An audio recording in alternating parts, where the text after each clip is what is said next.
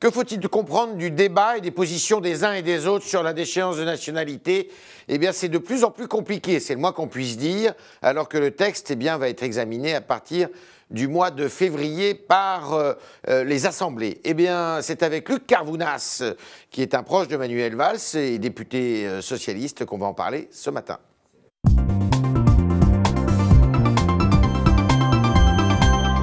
Sénateur-maire d'Alfortville, pardon. Et mes socialistes, oui. Toujours. Bonjour Luc Carvounas. Bonjour frère. Alors, je vous livre les propos de Jean-Christophe Cambadélis ce matin. Que j'ai entendu. À l'antenne d'Europe 1. Faut-il dénier le droit d'être français aux terroristes qui nous dénient le droit d'être français? Oui.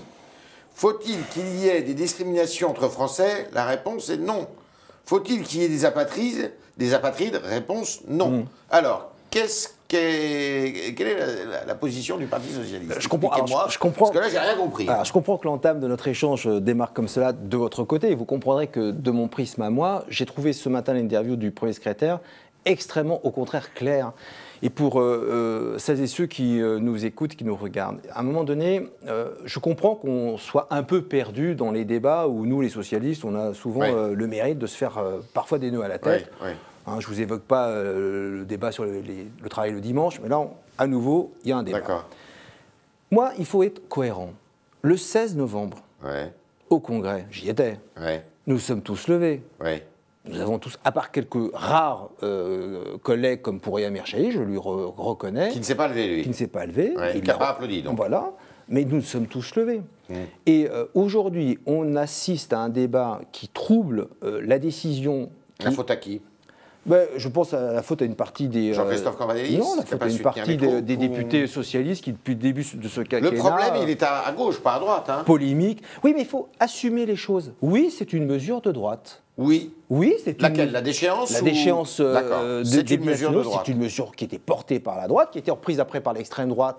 Ce n'est pas une mesure d'extrême droite, c'est une mesure de la droite. Et nous étions le 16 novembre, à quel moment? C'est important. Au moment de l'Union nationale. On a un président de la République. Non, c'est important. On a un président de la République qui souhaite faire l'Union nationale, pas de manière incantatoire. Et là, on est 2 mois après, là, maintenant. Oui, 2 mois après. Vous êtes pour ou contre? Moi, je suis pour. Je me suis levé, j'ai applaudi. Dans quel terme? Parce qu'on ne comprend plus rien. Déchéance de nationalité pour les terroristes condamnés, apatrides, apatrides binationaux nés en France. Moi, je ne vais pas sur le débat porté au Bureau national et qui pourra avoir lieu au Parlement dès le 3 février prochain. Je vais sur la proposition que j'ai applaudie le 16 novembre du président de la République, ce sont de déchoir de la nationalité, binationaux, et on parle de qui? Et qui sont nés en France. On parle de qui? On parle de terroristes. Donc c'est pas pour tous les... Donc c'est pas la déchéance pour tous alors? Non mais attendez, la déchéance pour tous, je n'y suis pas favorable. Parce que pour trouver une solution à ceux qui portent le débat, on arrive à la question de la déchéance pour tous. Vous savez à quoi ça m'a fait penser? Donc vous allez voter une mesure de droite en fait. Ou à qui ça m'a fait penser? Luc Carvounas, sénateur-maire d'Alfortville, va voter une mesure de droite, c'est ça? Luc Carvounas votera la mesure proposée par le président de la République qui veut l'Union nationale. Est-ce que... Et vous savez, tout le monde dit qu'il faut changer le logiciel, qu'il faut se moderniser. Voilà, on va en parler. Il faut aller jusqu'au bout du processus. Soyons concrets. Il y a 2 réformes de la Constitution qui avaient été engagées dès le 16 novembre, comme vous l'avez dit. On inscrit l'état d'urgence dans la Constitution. Je crois que cela, déjà, ça ne prête pas de débat à personne. Ça va être adopté. Ça ne prête pas de débat. Et la déchéance de nationalité. Est-ce qu'il y aura une majorité des 3/5 au Congrès, députés et sénateurs réunis, pour ces 2 dispositions? Oui, parce que ceux que les 2 vont ensemble, d'ailleurs, comment ça se passe on votera le texte qui est composé, je crois, de 2 articles. On peut voter l'un et pas l'autre et... On peut voter l'un et pas l'autre, je crois que vous avez raison, mais ce qui est important, c'est que l'un et l'autre seront votés. Ils seront votés, grâce à la droite alors? Ils seront votés par le Congrès. Mais grâce à la droite. Par la représentation nationale. Oui, mais, alors c'est marrant parce que parfois vous prenez quelques précautions, c'est une mesure de droite. Je vais vous faire plaisir parce que je vois sourire. Ce sera voté avec les parlementaires de droite et avec les parlementaires de gauche. D'accord. Parce que ce que l'on entend... Il y aura la majorité. Il y aura la majorité des 3/5, bien sûr. C'est une décision pour vous politique ou c'est une décision juridique? Fleur Pellerin a fait le distinguo ce matin. Moi je crois qu'il faut arrêter.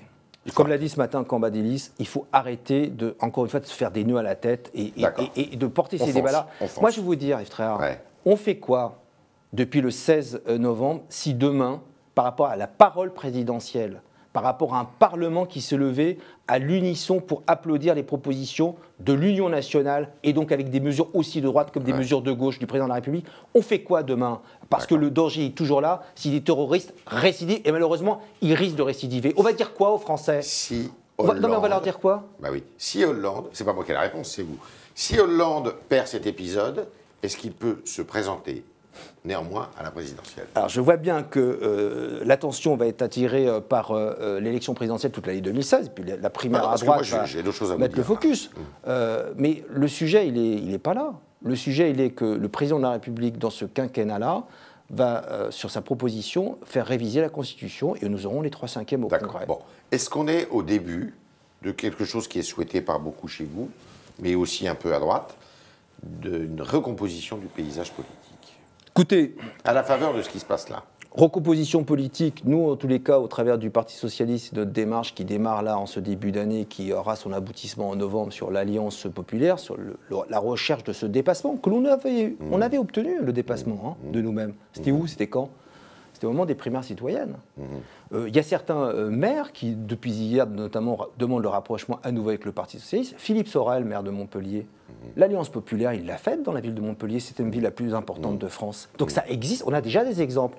Moi, mon seul souci, c'est qu'il faut d'un côté qu'on travaille évidemment éminemment à cela, nous les socialistes, dans l'Alliance populaire que l'on prône avec Jean-Christophe Cambadélis. Y compris avec les écologistes. Bien sûr, avec les écologistes. Avec les gens du Front de Gauche. Avec le Parti communiste. Vous savez, j'ai présidé... Ça peut aller de Bayrou à... Je vais vous dire une chose.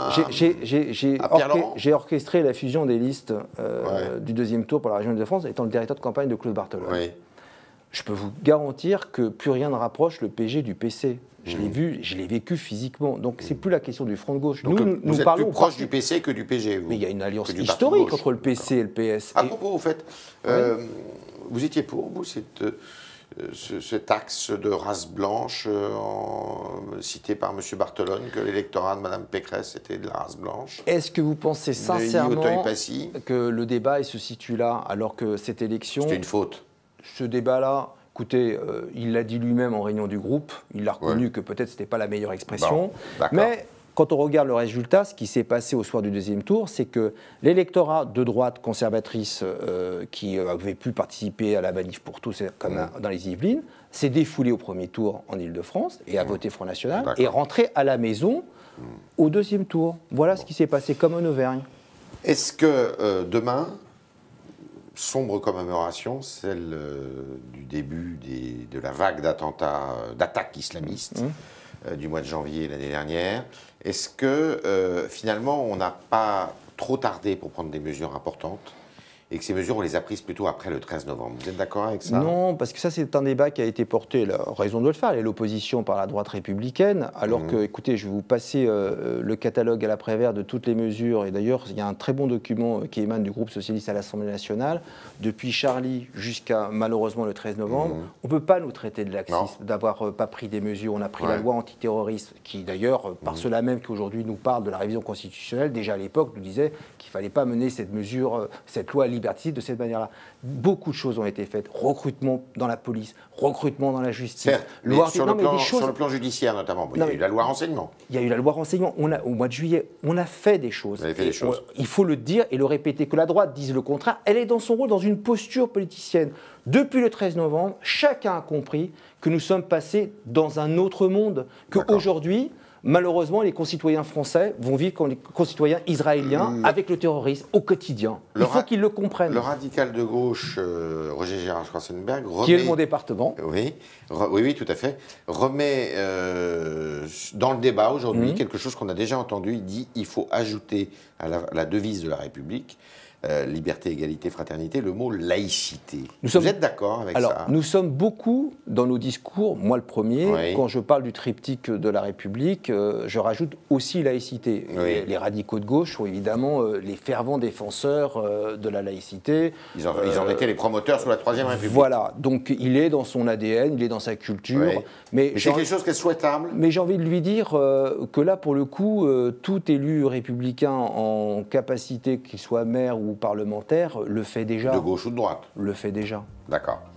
Remaniement, c'est possible? Voilà, là, vous interrogez la mauvaise personne. Pourquoi vous n'avez pas été appelé? Ça se saurait. Vous êtes toujours bien renseigné, généralement. Non, écoutez, moi, je sais bien qu'on est encore dans ce débat. Il y en aura un? Peut-être, j'en sais strictement rien. Et je vais vous dire, moi, ce qui m'intéresse le plus, étant parlementaire, soutien de François Hollande et de Manuel Valls du gouvernement, c'est que 2016 soit une année qui profite aux Français pour l'emploi, pour la croissance, pour qu'on construise des logements. Moi, je suis très inquiet en Ile-de-France de ce qui va se passer, vu la campagne qu'a menée Valérie Pécresse. Dans une ville dont je suis le maire, à Alfortville, aujourd'hui, Valérie Pécresse, présidente de la région Île-de-France, a décrété que les villes comme les miennes, qui ont plus de 30% de logements sociaux, ne recevront plus d'aide à la pierre de la part de la région Île-de-France. Donc, on C'est peut-être pour en créer d'autres ailleurs, pour atteindre le chiffre ailleurs. C'est pour casser la dynamique de mixité sociale. D'ailleurs, tous ses collègues maires élus il y a un an ont cessé toute construction de logement social. Donc moi, je suis inquiet sur ces sujets-là. Et ça doit être ça qui doit nous animer, parce qu'il y aura le moment du débat présidentiel. Il y aura le moment de la campagne présidentielle, avec plein de sujets qui sont éminemment importants. Et moi, je me bats pour que François Hollande soit réélu président de la République, parce qu'il est le porteur avec Manuel Valls. Et ce ticket-là est un ticket qui est un ticket gagnant pour la France. Ce ticket est un ticket gagnant pour la France. Il est en capacité de démontrer que la gauche peut rester en responsabilité plus longtemps que 5 ans. Populaire, Hollande dans les sondages encore. Souvenez-vous de François Mitterrand en son temps. Vous parlez de 1988. Souvenez-vous de François Mitterrand en son temps. D'accord, on a compris. François Mitterrand, dont on va d'ailleurs aussi commémorer le 20e anniversaire de la mort dès vendredi. C'était Luc Carvounas, le sénateur-maire d'Alfortville, qui était avec nous ce matin et qui nous a dit arrêtons tous les débats de chercher la petite bête partout. Il faut voter et il y aura une majorité de 3/5 pour voter et l'état d'urgence dans la Constitution et la déchéance de nationalité pour les binationaux nés en France et qui seraient condamnés à des crimes terroristes. Il faut revenir à la lettre du 16 novembre, nous dit Luc Carvounas, qui pense que le ticket gagnant, eh bien, c'est François Hollande, Manuel Valls. Merci. Merci, Yves Tréhard.